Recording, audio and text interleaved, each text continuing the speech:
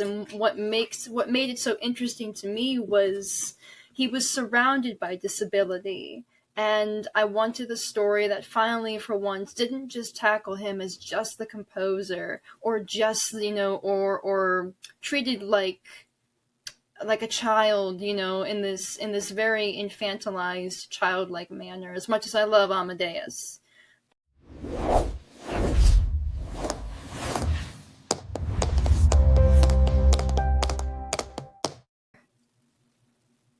All right, Lita, are you ready to introduce the podcast?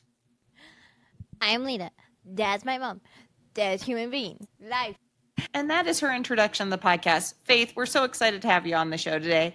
I have a minor problem when I introduce guests. Artificial intelligent machines think I am a robot and I am just completely AI. So I was wondering if you could introduce yourself so we don't get hurt as AI created. Sure, of course. So, hello everybody. My name is Faith Jacobs. I am an author, an actress, a director of audio dramas. I'm kind of a one-woman army everything.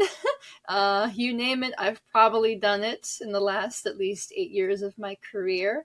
I am primarily a neurodivergent creator, so I create neurodivergent-led media with neurodivergent actors, usually at the helm of the cast, and I write neurodivergent stories. So you can probably find my works anywhere from Amazon to Spotify. I was a webtoon creator, and of course, I will plug that I have a Redbubble, so there's even neurodivergent friendly merch that you can purchase for your own self-advocacy. And that's a little bit about me. I should mention in the background, because you're saying this, but anyone listening on the podcast streaming services or watching this on YouTube is not, she's just taking videos of her dog. Her dog is in a chair and she's taking videos of pictures. I'm sorry, she's taking pictures of the dog. I mean, everything about you, we are going to have you on multiple times because you have such an exciting neurodivergent life. But I wanted to ask you, I have ADHD. Do not distract the person with ADHD. What's going on with her? All good. There are so many things interesting about you, obviously. I wanted to talk, if you're okay, about your novel, because that totally seemed interesting to me. Certainly. I have 2 on my shelf. I can go and grab them if you'd like me to bring them just to show them. That works if you want to bring them on the show.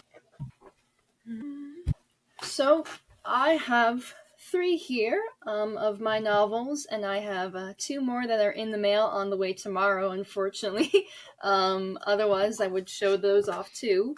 I have written a play. Now, I will say for anyone who's listening to this play is not for younger readers under the age of 18. It deals with intense mental health based on the real words and real life of an actual person. It's called Interviewing Stephen Haggard. And the living son of this man actually wrote the foreword for my book. So I give a shout out, of course, to Professor Haggard, all the way in London. So that's one of my novels, but I think the series that we most want to talk about is my neurodivergent-led Mozart series. And I will show off book 1 here. It's massive, as you can see, but that is for those with vision difficulties. That's the first book. That's my author's copy, and this is my author's copy of book 2 as well, Love's Enduring Symphony. So, go ahead and ask away. Question: why Mozart?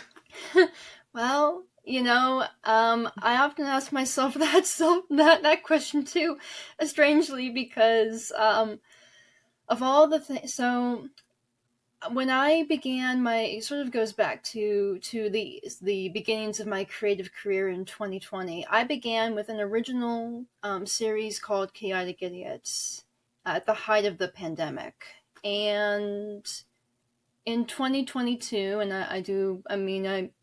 I suppose trigger warning for some grief and some loss. A friend, I lost a friend, sadly, to terminal brain cancer at the age of 22. She was no older than I was at the time, and following that, I fell into probably the greatest depression I had ever fallen into since the pandemic had sort of kind of ended, come to a cease. There was a lull in things, um, and I experienced a tremendous tumultuous time of grief after she had passed in February of 2022.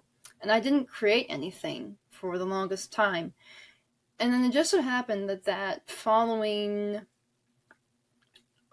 fall of 2022, I was on a podcast with a friend of mine, Jack Morby, and he had said to me that if there was any character that he wanted to play on stage, it would have been Mozart from Amadeus. And he said that he wanted to play him because he really felt that Mozart was autistic like he was.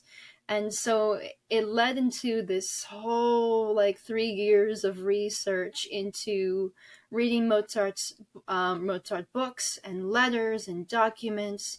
I read an interview with his wife. I have the original biography written by his wife, Constanza.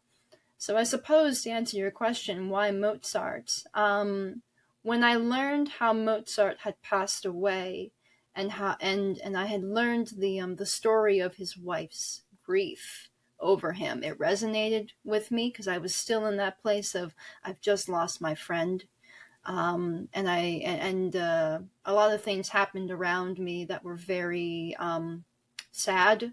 I lost a lot of friends and relationships at that point in my life, and I started writing Mozart, and I really thought, ironically, I thought it was going to be the last book I ever wrote because I was diagnosed with a vision condition that same year as well. I lost a friend, lost lots of friends who decided to, just no longer be in my life. And then on top of struggling with a vision disorder that nobody could tell me what was wrong, it became the most important series to me because it got me through the grief I was facing and ended up being very cathartic to write.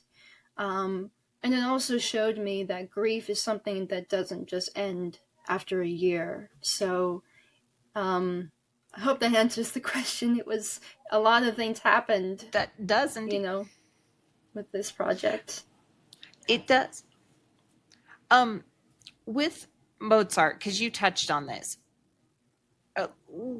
he had mental health issues, and he had them. We've gotten better with mental health. I won't say we're. You can say that into your microphone. A, you are a liar. B, you are a liar. C, scientifically, yes, the way everybody interacts with people with mental health problems, no. So scientifically, yes. Society-wise, hell no. Very well said. So she has opinions that I won't disagree with. I'm right. I know I'm right. You know I'm right. They know I'm right. Everybody knows I'm right. You're not wrong. You're not wrong. There is still stigmatization, I would say, and the third book, which I don't have on me, actually does tackle the way that mental health and disabilities were treated in the 1700s.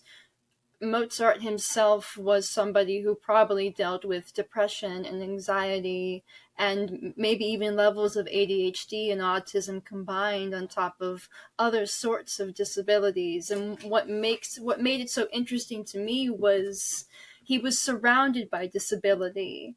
And I wanted a story that finally, for once, didn't just tackle him as just the composer or just, or treated like a child, in this very infantilized, childlike manner, as much as I love Amadeus.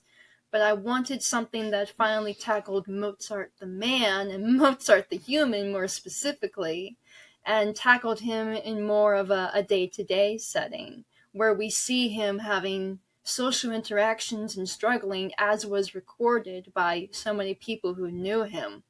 that he just missed things, or that he acts what we would consider in what society would consider in inappropriate ways, but were probably the result of his own neurodivergence. There, you hit on one thing I wanted to touch on. There's a lot of infantilization of autistic people, not just portrayed in the media, but in real life. And like you said, a lot of time Mozart, or even like I have a physics doctorate, the way we talk about Einstein or any of the guys who were working on the Manhattan Project, you hear them talk about, oh, well, they had to have someone that actually sat there and told them to eat. Mm-hmm.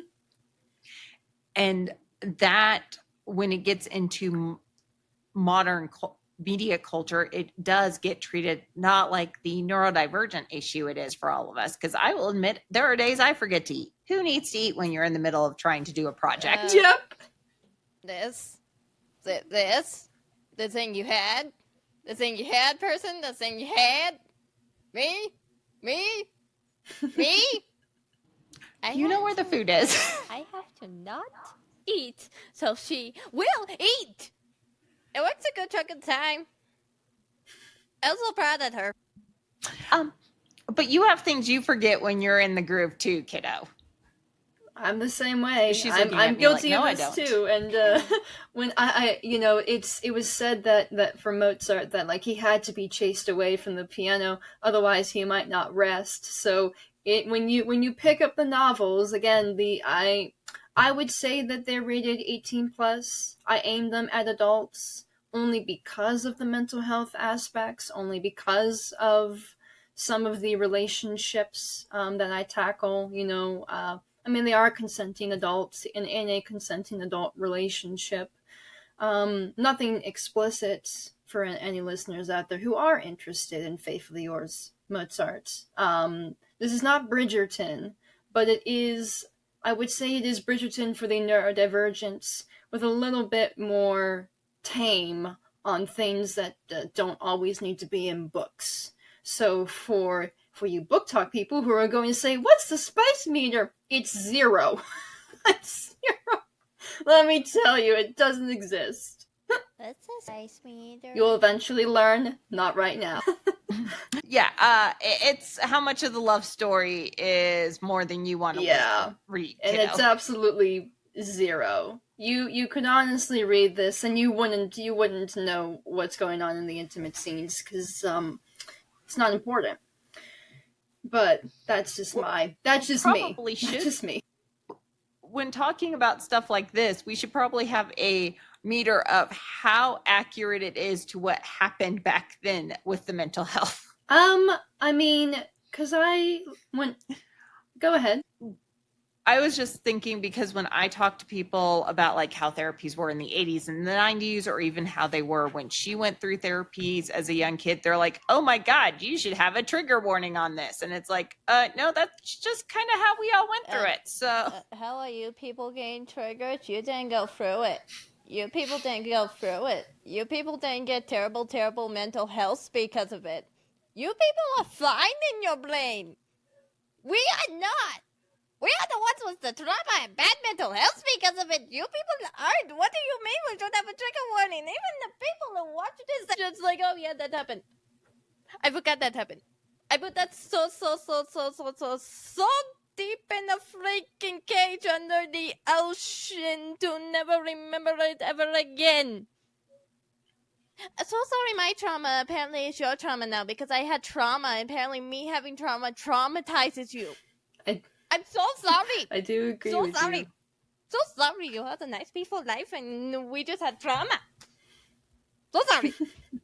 So she had some bad speech and ABA therapist, if you can't tell. Oh yeah, no, I'm very, very, as an advocate in the arts, I'm very much against ABA therapy. I believe that it is, because I think I mentioned to you in our pre-talk, I was missed. So I was not, I did not go through any of that, but I have read enough horror stories to know that it's not good.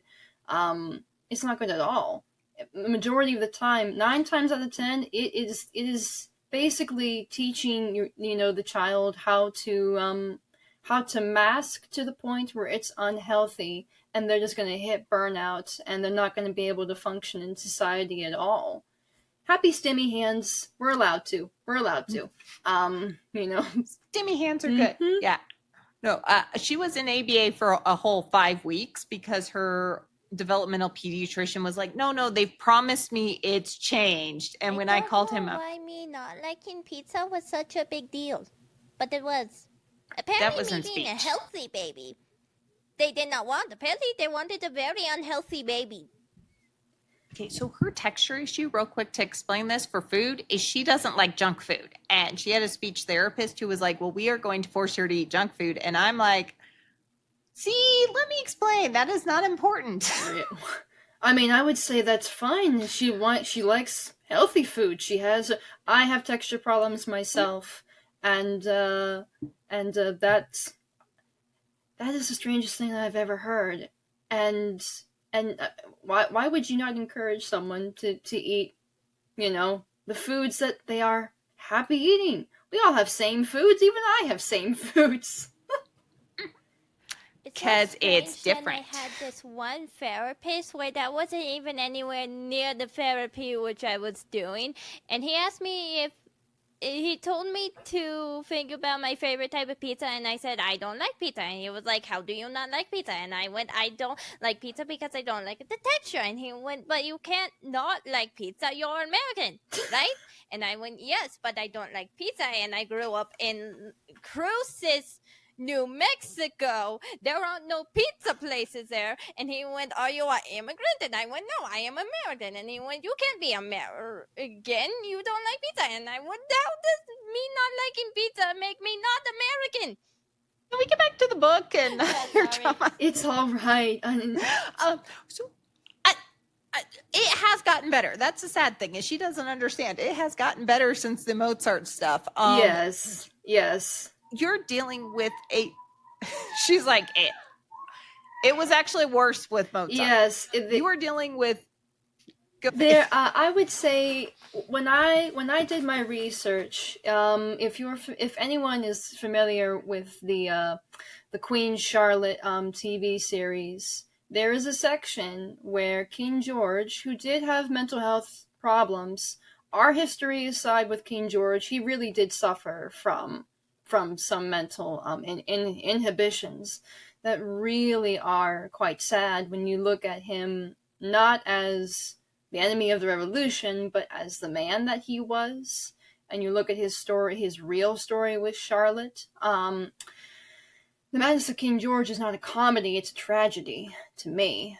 I actually cried watching that, because what they would do, and it still happens today, so trigger warning for this, but restraint. I mean, someone like Mozart, and I'm amazed that we don't have letters or anything really in reality to say that, he did have some kind of mental health treatment.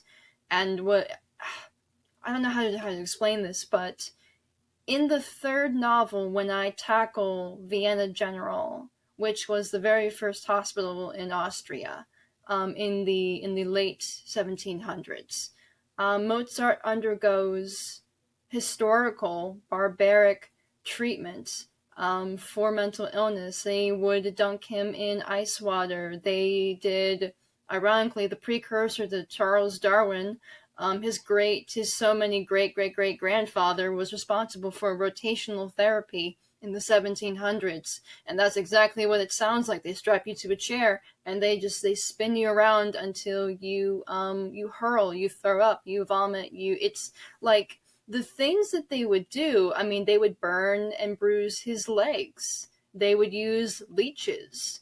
They would isolate and starve these people. And in Bethlehem Hospital, they would chain them to walls and show them off to patrons in the street as if they were circus freaks. And this was all headed by John Monroe, who was a real doctor who treated King George, and also was responsible for Bedlam Hospital. It's called Bethlem, but it's really Bedlam, in London. And so I based this entirety of the mental health arc in book 3 on real research of the kinds of torturous things. I mean, people were known to die under these. And Mozart, being so frail and so tiny, and so he was born, I think, very sickly. Um, in reality, if the story hadn't gone the way it would have gone, someone like Mozart would have probably died under the kinds of conditions that they were subjecting him to, including restraint and very cruel corporal punishments that in order that they called their progressive treatments. I mean, they would flog patients, you know. So it is. I did not shy away. I actually had a sensitivity reader in my one of my friends, Aaron Ralph, because I said to him, I sent those pages to him and said, Aaron, I said, what do you think? And he goes, I think it's completely accurate, and I think we need this. So he was the first person to see it before it went fully into the book. And I had confirmation that I was historically accurate, more so than I think anyone. I've never shied away from anything to do with the way those with disabilities and mental health were treated. Even in Chaotic Idiots, the series, I tackle meltdowns in realistic ways that are often have been praised by peers and fellow listeners alike. That is one thing that, because I've studied a lot of the King George stuff, and I'm not 100% sure he didn't go quote unquote insane just because of all the treatment he was getting. Yep. These were not, and these are the treatments we're basing today's treatments on. And I think a lot of these parents who are out there arguing, well, this is what's best for my child, and those of us who are arguing going, you don't understand. I think a lot of times some of those therapists are even hiding what they're doing from the parents. Mm-hmm. And that's why we're having some of the This arguments is why we're having today. no trust therapists. Yep. And this is why a good chunk of human beings have trust issues. They say you have no reason when you have all the reasons in the world. And the trauma.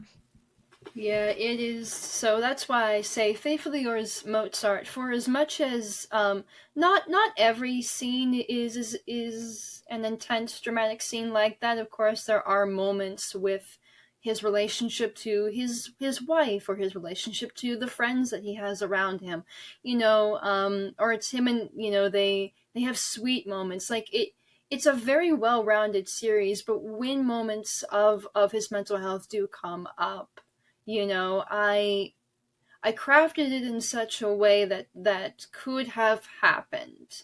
I never say it did. I only say it could have happened.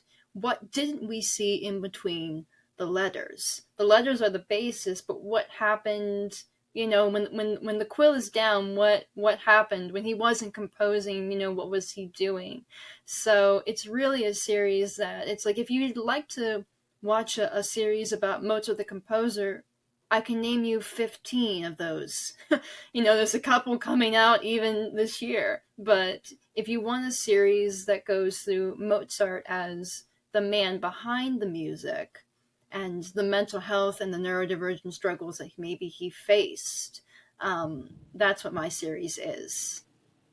I'm not 100% sure you can learn about Mozart, the composer, without learning about Mozart, the man behind it. I know Lita has had so many dance teachers go, I want to separate you from your autism. I want you to not think of yourself as autistic.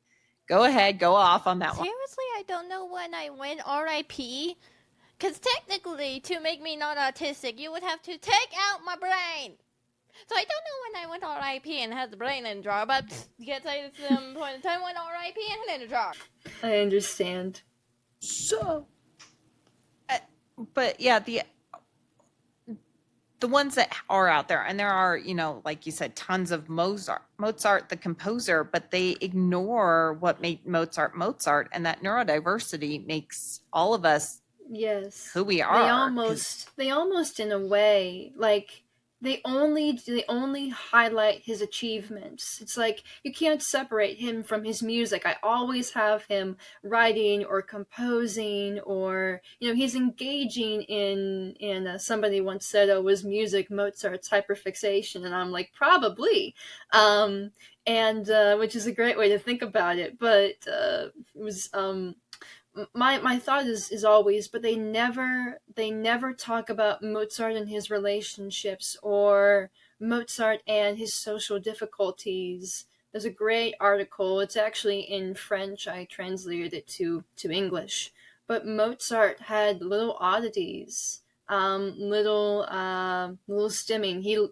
If he had a napkin in his hand, he would wipe his face. His sister-in-law noted this over and over and over again, kind of that repetitive repetition, maybe a little bit of OCD, or maybe that was a stim. Like he the more you read into his neurodivergent tendencies, the more you see, even in his music, there's echolalia in Mozart's music, and even in his operas. Have you watched The Magic Flute?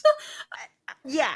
Not only have I watched it, I was a flute player and had to play that. And yeah, that man was autistic. Let's just be honest. Yes, if you watch The Abduction from the Seraglio and you watch The Magic Flute, his autistic tendencies are there in Papageno,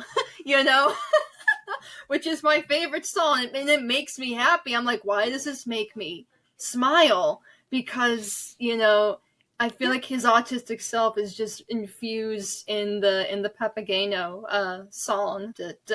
Which you don't completely understand his composing unless you're like, yeah, that dude was neurodivergent, and the rest of us are just like, that makes so much sense. It does. So that was partially why I began pursuing Mozart. I was coming out of a place of grief. And at times, it also allowed me to authentically explore, I think, autism in adults in a way that nobody has dared to explore, which is not in the modern sense, but in the sense of history. Because when you look in history, you can smash a lot of people in the modern day who say, hey, autism's a 21st century problem. No, it's not. It's been here. We just didn't have a name for it. I muted myself. Okay, I'm going to be the crazy person who spent way too much time researching this. 1908, the first mention of autism in a medical journal was 1908 in Germany. Yeah. So, guys. Yep. And they called it, at the time, I don't even think it was called autism. Before that, it wasn't called autism. They actually called it childhood schizophrenia, is what they used to call autism. There is a whole history to that, too. And a very dark history, too, with Germany and autism. And that's something that I'm eventually going to explore, I hope, in a novel. Because nobody's done that either. And the number of people who are like, ADHD is a 21st century thing. I will give you that ADHD did not show up until the 1990s, but ADD showed up. Sir Crichton was writing about it while he was seeing some patient named King George III. So, mm-hmm. And I mean, we sit there. It's like if you say that, then ultimately, it's like saying that cancer didn't exist before we had the correct screenings for it. No, it did. And there were surgeons back in the 1700s who used to treat breast cancer and all the other kinds of cancers that we have in today's society. They were still there. You cannot blame, modern society and modern pollution and all this and that when cancer was already a disease, obviously we wouldn't have the kinds of surgeries that we do if it weren't for the unfortunate progressive era of the 1700s.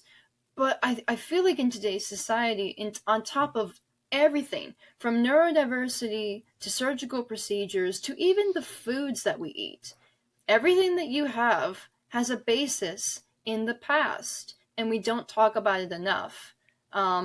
Somebody once tried to discourage me a little bit with diagnosing historical figures of the past, and I went, well, why? I mean, Pluto's always been a planet, even though we discovered, not a planet, they reclassified it. It's still a planet, I don't care. Pluto existed, I'm pretty sure, before, before it was named. Gravity existed before Sir Isaac Newton figured it out. Everything existed before you gave it a name. But when you give it a name, ultimately, therefore, it comes into existence. That's not true. And that's why I'm I'm being a champion for disability in history. Not starting with Mozart and going on to such cases like Henrik Gottfried Bach, who was the eldest son of Johann Sebastian Bach, who had profound autism and wrote beautiful music. I'm the only one who is going after that stuff. I'm pretty sure Isaac Newton had autism. He definitely was being treated by doctors who were treating ADD at the time. So I'm just saying. Madam Curie, I'm just saying. No neurotypical person would be insane enough to eat the glowing green stuff. No sane person would eat the glowing green stuff. No sane person would eat the. Madame Curie ate the radioactive material. Oh yes, of course. Yes, it has been said that Madame Curie was said to be maybe autistic herself. I've even heard they've said possibly even Jane Austen could have been autistic. And I mean, Mr. Darcy, hello. And I mean, and the Bronte sisters definitely had something going on with them, as much as they were writing about, oh yes, just lock the crazy woman up in the house. But one of the things that's interested me about the book is you are looking at adult relationships with not just, romantic adult relationships. A lot of the adult discussion with autism centers around late diagnosed, like diagnosed in their 40s and 50s. It's not being centered around everyone who is diagnosed pre-21 and how we were dealing with it. But even then, it's kind of like, oh, this explains all of my relationship issues. But looking into relationships are hard when you're neurodiverse, especially when you're dealing with neurotypical people. They just don't think the same way we do. How has the reception been to showing a neurodiverse person having typical typical is not the right word, but relationships? Well, it's interesting to me because I honestly encountered a lot of opposition with the Faithfully Yours Mozart series. I had someone decide to call it Mozart fan fiction, and you know who you are. But they did. They decided to call it a Mozart fan fiction, and lots of other names under the book that I will not say, just because it was just unkind. But to the few who have read it, I have been told that, like, Aaron Ralph, who voices Mozart for the audiobook version that we are currently working on, would honestly sit there and tell you that my work is very human, and you're never going to read anything. I mean, even my books that are about non-human characters are very human. I can't write anything any other way. I have gotten beautiful.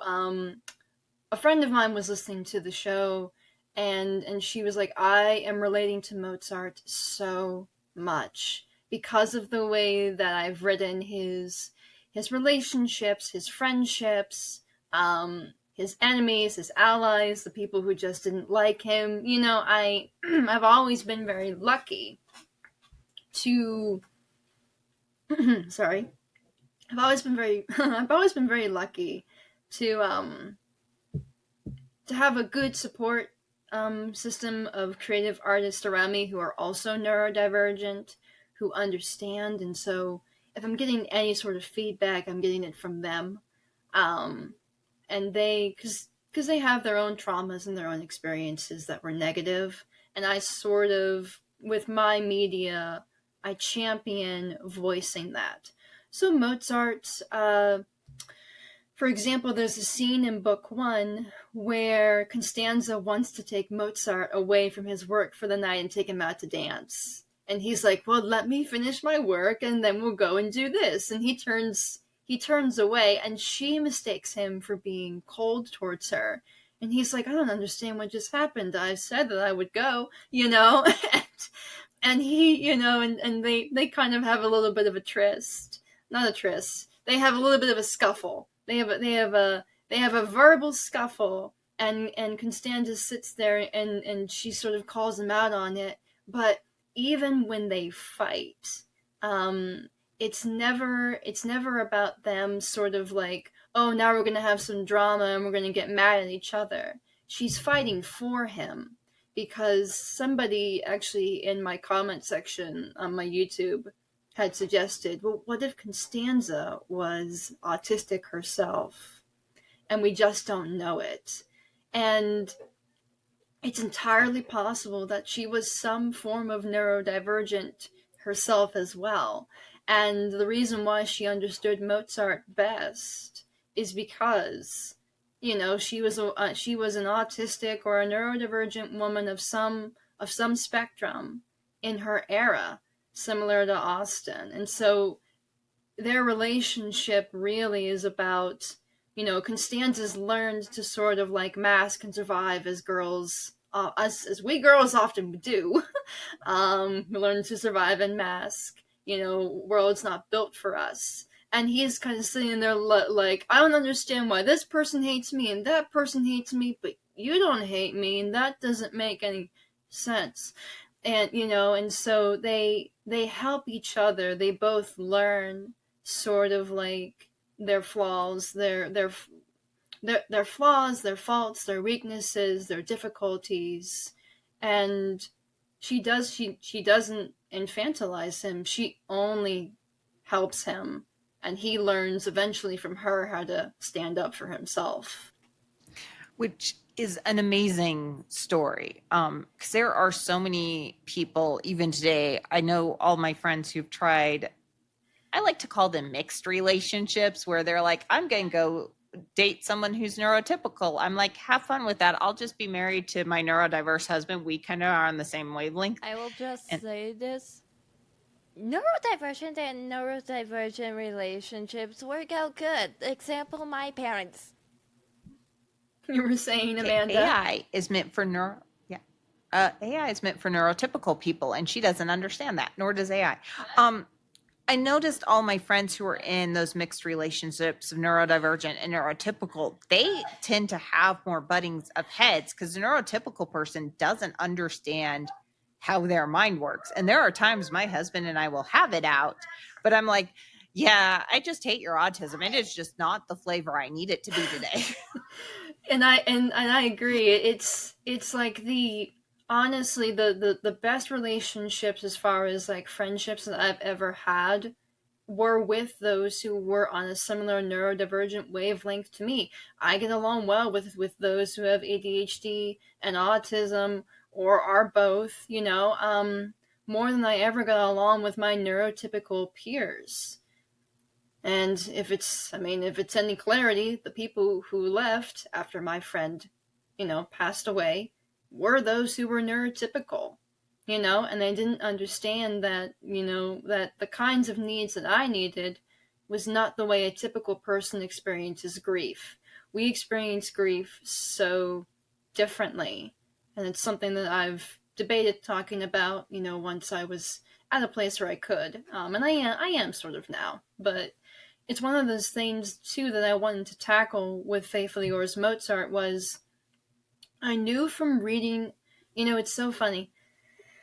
Where their romance begins is Mozart doesn't say, oh, I fell in love with her because she was so pretty. He says, I fell in love with her because of her kind heart. And I thought, That's so strange. Why is in every Mozart romance movie about him and Constanza falling in love, where they always cliche bring in Aloysia, the older sister, to sort of break up or have problems with them? I always sit there and go, why did these authors miss that Mozart said that he fell for Constanza's kind heart? And it's because it's not, and my friend and Aaron said to me, because it's not a neurotypical thing. That is the way we as autistics tend to fall in love. We value kindness, we value honesty, we value empathy, compassion, all these different things.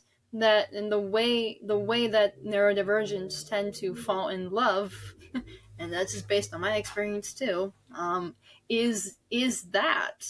But and so when I honed in on that, the whole relationship had a foundation and a basis. They weren't based on shallow material looks or possessions or what can you give me. It was, you've been kind to me, you've taken care of me, and so that became their love language in the story. My husband's and my first date was he asked me to go out with him. He's a geologist by education. And he's like, hi, you want to go out with me to go get some ash from the side of a mountain for one of the papers I'm writing? And my dad keeps saying that she fell for him because he had the Jeep. And she keeps saying that's not the reason. We just let your father think that. He keeps saying it was because of the Jeep. She keeps saying it wasn't because of the Jeep. I don't know what it was. There were a bunch. We were in college. There were a bunch of neurotypical girls who wanted to date him, but they didn't want to go out in the field and go spend 12 hours picking up dirt. That's fun. But then again, I've been raised by my father. The difference between neurotypical relationships do not seem to be based off of, will you come out with me to go look at rocks? Oh yeah, it's the old adage of a let's get coffee. Neurotypical says let's get coffee. They mean we're never having contact. Neurodivergent says let's get coffee. That means, all right, I expect you at the dawn of 9 a.m. And I have an aunt who also is neurodivergent, and we're the same way. So that it's much different when you and your aunt are on the same wavelength. It's like, yeah, let's go get coffee, and we really go get coffee. I was just gonna say, neurodivergent people have the cutesy love stories, and neurotypical people have the boring love stories. Boring-ish. Mm-hmm. Well, I sat there. But Go ahead. I mean, neurodivergent people have the cutesy love stories, like No Love and Tomorrow. Like the man who literally went to prison just to get the girl and somehow got the girl. I keep telling their children not to go to prison just because we fell for a girl. I usually, and I'm just gonna say this, and then of course we can get to your next questions. I sat there and I thought to myself, Constanza stayed with Mozart for 10 years through all this illness and all this pain and all this financial trials and difficulties. And it's not to say that they didn't have spats, and not that they don't have spats in my story. They do. But it never seemed to me that it drove them apart. It only seemed that no matter what trial they went through, whether it was losing children, or grief, or unexpected loss, or financial trials, or having to move house, or no matter what they went through, they seemed to cling together. And I sat there and went, wow, for the first time there's a woman in a because I'm sure if you've seen all the neurodivergent movies or movies with characters with disabilities, usually if there's a woman involved, she eventually, at some point in the film, leaves, abandons, can't take it anymore. And it doesn't happen in Mozart and Constanza's love story. At the end of Constanza's life, she says, I have been twice loved, and what woman on this earth can say that she was loved, the way that I have been? At the end of her days, and she remarried many years later after Mozart had died. And so I thought to myself, well, why has nobody tackled their love story? because it's very clear to me that there was never any abandonment. She was never going to leave him. She was only going to stick it out with him no matter what they faced. And you don't see that in neurodivergent love stories. You just don't see it. Sorry. Because apparently in this decade, we can have cute love stories. We can. Apparently every single person has to be single, and apparently we can't have any cute, adorable love stories, and apparently every single person in every single movie and every single part of the dictionary has to be single, because we can't have cute, adorable love stories. So she's wanting the cute love stories back and is getting a little tired of what Hollywood's giving her. I'm so sorry. I don't care that you're like strong, independent women don't need men. No, I want cute love stories. Somebody said a strong, independent woman didn't need a love story. Nobody said that. Nobody said having a love interest made you weak. Give me the Rapunzel and Flynn. Made you weak. Give me Rapunzel and Flynn back, please. Yes. That is where she's at. I mean, nobody said having emotions make you weak. Nobody said that. Also, I can list a good chunk of independent women with love stories who are married. Independent women. You still married. So she has an opinion on Hollywood and the novels coming out of places right now and the lack of decent love stories. Yeah, they don't exist, do they? I've noticed that too. Oh, and that was one of the things that impresses me about your book is it does have that love story, and it is not the usual typical way it is looked at by neurotypical people. Oh, well, she's going to leave him or he's going to leave her because they just can't handle the neurodiversity. Mm-hmm. And I mean, and that always made me sad, seeing movies like Me Before You or oh God, Beautiful Mind, Theory of Everything, Imitation Game.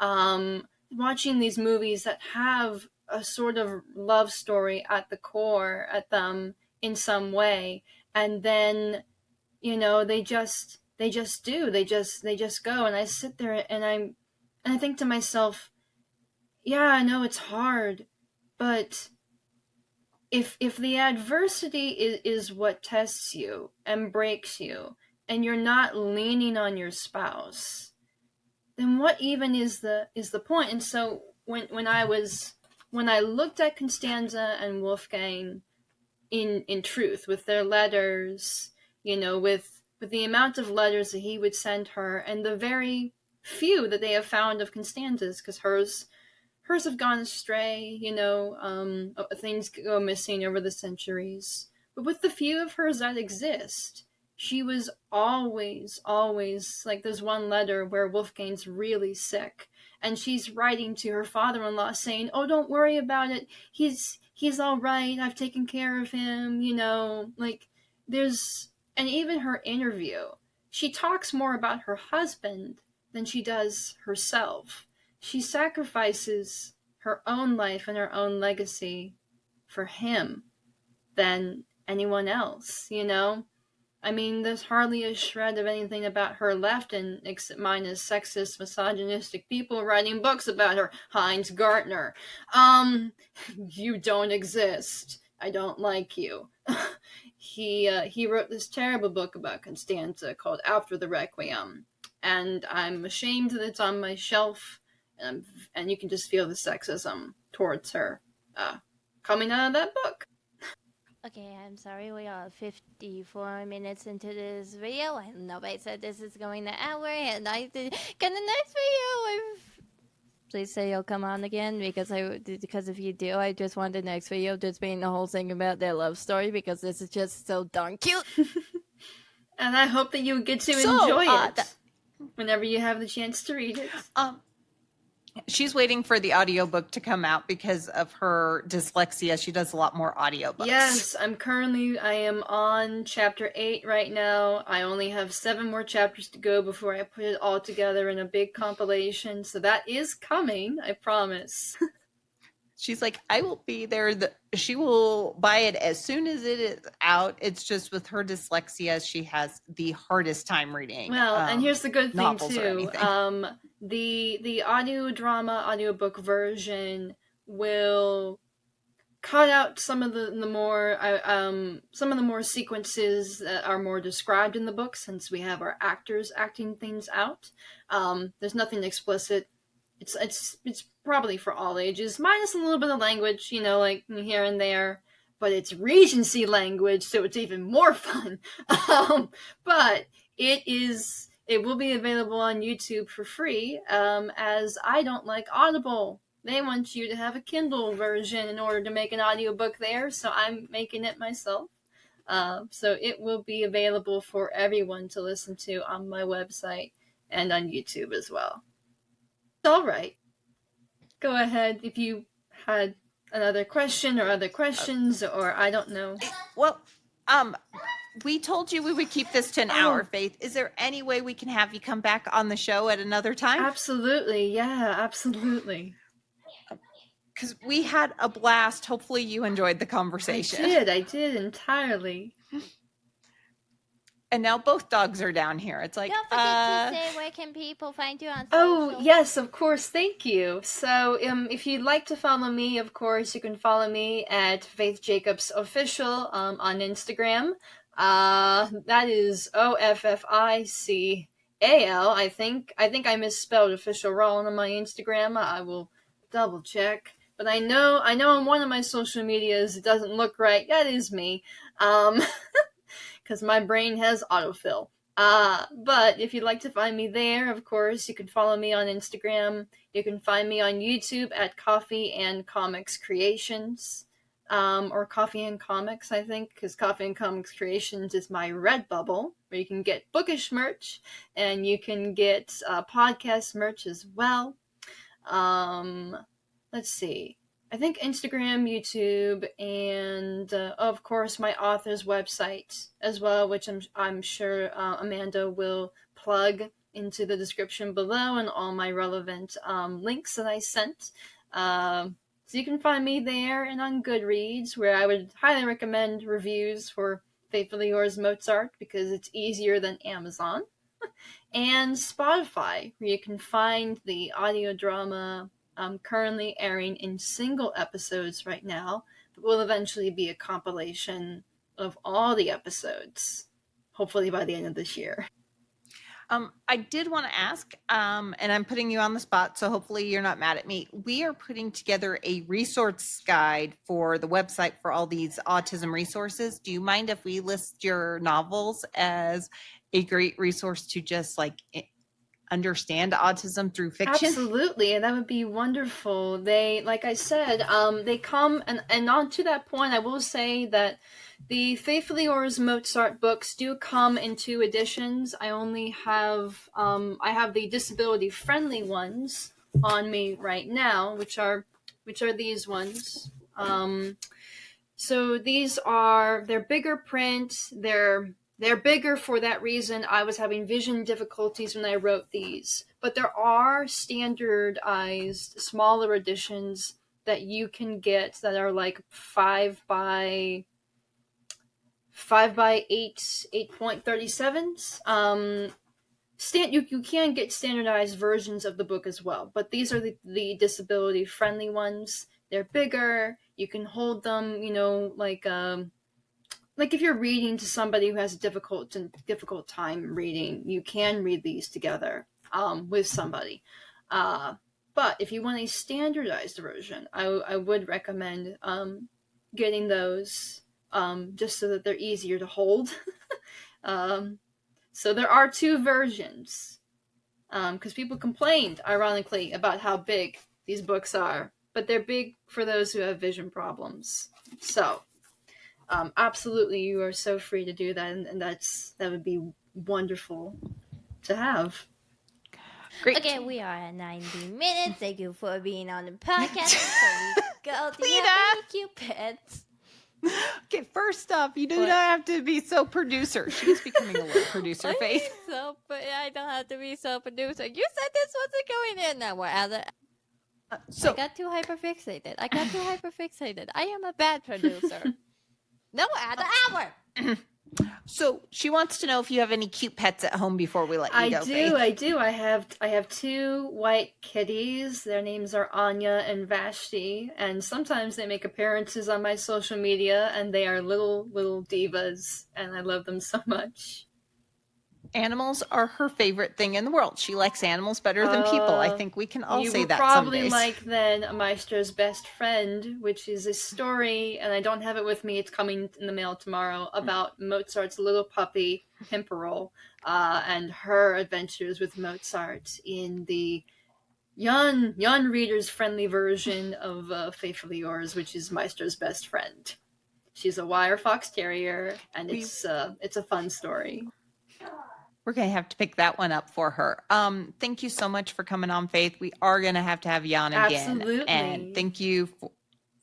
And there is so much more to you than just the books, but we're going to have everything about everything you're doing in the description below, on the website, in our guest still. And we will talk to you later, Absolutely. Faith. Thanks for coming on. Farewell. Bye-bye.